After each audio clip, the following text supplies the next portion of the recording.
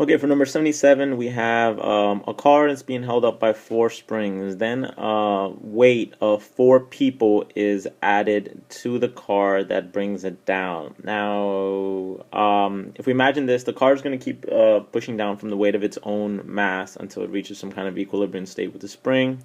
And if we wanted to, we could calculate that equilibrium by knowing that the weight of the car and the force of the spring are going to even out.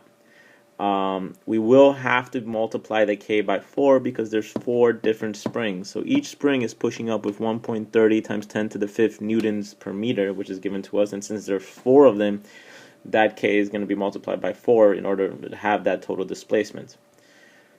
So we could actually solve for it and calculate the actual displacement, but we're not going to be worried so much about that. For the most part, in order to actually solve this problem, we got to look at the period. They tell us that the period of the oscillation is 0.370 seconds. Using that t equals 2 pi square root of m over k, we can actually calculate the mass needed to oscillate that spring by that much. Now, once again, we got to make sure that we do the 4k because there's 4 different springs, so there's going to be 4 times the resistance of what each of the spring causes. If we solve for that, we kind of isolate the m and we get this equation, and then we calculate that the mass is 1,803.21 kilograms. But that mass is the total mass. So if we want to find the mass of the passengers, we have to subtract the mass of the car, which is 1,560, and then we get 243.21 kilograms.